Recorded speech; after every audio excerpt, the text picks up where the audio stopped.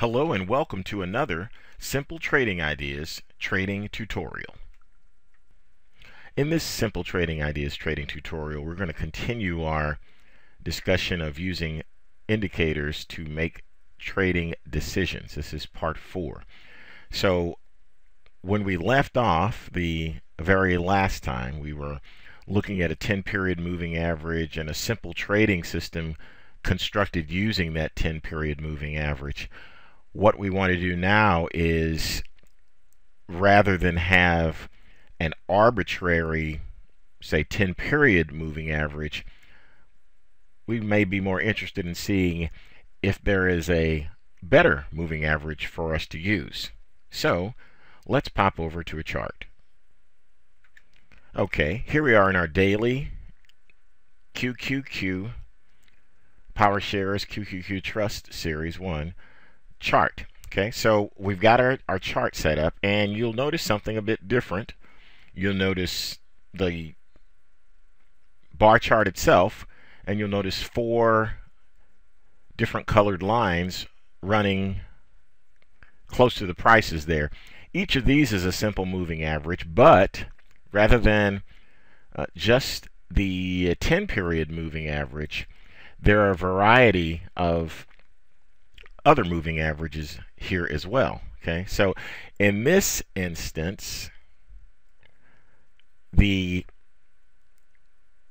10-period is hold on, let me do something that will make this a bit simple. Okay, for the sake of continuity, all I've done is change this back to blue. This was our original 10-period simple moving average here. The green line constitutes a 20-period moving average. The yellow line shows you a 30-period moving average, and the blue line is a 40-period moving average. Since this is a daily chart, each of these is a 10-day, 20-day, 30-day, and 40-day moving average. Now, one of the beauties of technical analysis is the ability to change the parameters of the indicator or the price action or whatever you happen to be looking at in order to find one that works better than a vast majority of them. Now, none of them are going to work perfectly, okay? But you would like to find one that is not just say arbitrary, like our 10-period moving average. So we look for something that's going to be better. Now, what I've done is, again, I've drawn these so you can see that there's a variety of different types of moving averages. Just by changing parameters, we change entry and exits based upon the length of the moving average. So what I've done is I have performed what's known as an optimization. Okay, and don't confuse optimization with perfect. When you are looking to optimize in technical analysis, you are basically taking the parameters, and in this case the length of the moving average, and you are seeking a particular result. In our case, what we're doing is we're going to vary the length of the moving average, and we're going to test it over the same data, and we're going to vary that length from a 1-period moving average all the way to a 100-period moving average, and we're going to sort our results by the net profit. Okay, just to give you an indication of this particular technique. This technique is known as back testing, and in back testing you're using data that's behind or in back of the current data. So historical data is what we have to work with, and what we're hoping to find, what we hope to find through technical analysis, is parameters for entering and exiting the market that repeat themselves, or we hope they repeat themselves in the future. We're looking for those things that have a higher probability of success than perhaps choosing something random like the 10-period moving average. Okay, so what I've done is I've performed the optimization, and now I'm going to show you that on the chart. Okay, so here we are. Now you'll notice something. This was the moving average that turned out to yield the best results based upon our input. Okay, and as you can see, it hugs fairly close to the prices, which shows you that the length of the moving average is short. Okay, so what we're going to do is we're going to look at the optimized results after we go back and we take a look at the previous unoptimized results of the 10-period moving average. All right, now here's our previous performance summary, and we're showing negative 3730 here, and here's our equity curve. This is just the 10-period moving average. This is our equity curve, and we were discussing that even though it didn't lose much, there was opportunity cost lost over those particular years, that the money could have been better used somewhere else, even if it had been a very small percentage return on investment over a yearly basis. Okay, so now we'll take a look at the optimized result. Okay, here is the optimized result, and as you can see, it's a positive number here. Okay, and that's a good thing. Okay, so let's take a look at the equity curve and see what information we can gain from it. Okay, the equity curve in general moves from the lower left-hand corner to the upper right-hand corner. That's what we like to see. We could see down here that we were actually below our initial investment. Okay, so there's no profit there. You can see the profit here is right at that $27,000 mark. Okay, and all during this particular time we're looking at what's known as underwater equity in this case. Okay, so this is all underwater. Let's just say that this is the water level, and things below here are, well, underwater, right? So below the zero mark, we're losing money in this particular case. And in this situation, we're seeing that the actual equity itself is reacting as it should based upon the simple trading system's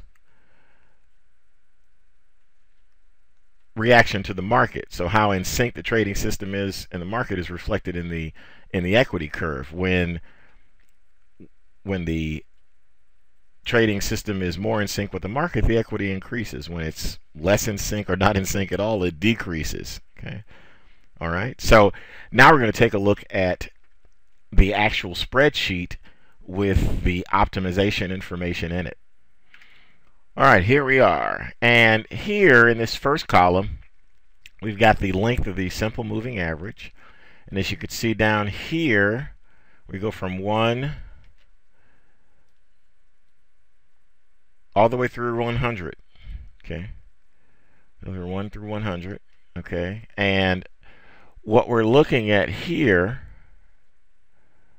is the best result.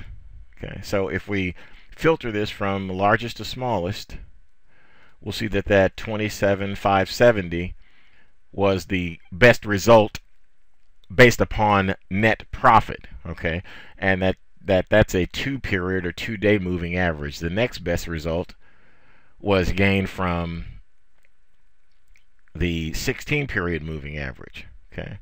Now, it's optimization is a good thing in the right hands and a dangerous thing in the wrong hands, like any tool. Things you have to be aware of are as follows. When you start off, you may be tempted to jump right in and trade this parameter, or the simple moving average. But here's something interesting to keep in mind, okay? Let's go down here. Okay, so we're looking at the trade number down here, okay? And let's see, how many trades were there? 557. Okay, so let's think about this. You might say, well, this was working out quite nicely here from this minus 10,000 all the way up here. But keep in mind something very important. Okay, look at all of the parameters when evaluating any trading system. And that is the number of trades that was taken in this extremely oversimplified example was 557. Okay, so we're not showing anything about the transaction costs, okay, because we haven't placed transaction cost. We haven't figured those into this particular system. We're doing this for the sake of simplicity. So when you're looking at, say, transaction cost, let's consider that 557, say, times $5 would knock down our equity sum, because that 557 times 5, $2,785 deducted from that. So that's not a gigantic amount, but again, it's when you want to see if a system works purely and you're doing an optimization, you can start off without including the transaction costs, and you can then look at the transaction costs and include them just to make sure that you're still going to have a profitable system. Some analysts like to include it while they're doing an optimization and taking a look around to see, hey, I want to know if it's viable, you know, with the transaction cost in there. But in many cases, with online trading, the transaction costs are low, extremely reasonable, and if you're running into a problem with your trading system being profitable because of your transaction cost, then there's a frequency thing that's there, maybe trading way too frequently, and you might want to, well, you do want to reevaluate it, because the essentially the transaction cost shouldn't destroy a good trading system, except those that, you know, are trading extremely frequently, in which case you need extremely low transaction costs for high frequency trading. Okay, so that's in a nutshell just a brief coverage of optimization, of back testing, of the ability you have in technical analysis to vary the parameters and find those types of parameters which have a good probability of producing good results in the future. So that concludes this particular section of using indicators to make trading decisions. Thank you for taking the time to join us for another Simple Trading Ideas trading tutorial. Please feel free to come to our website at www.simpletradingideas.com for more great trading information. Thank you, and have a phenomenal day.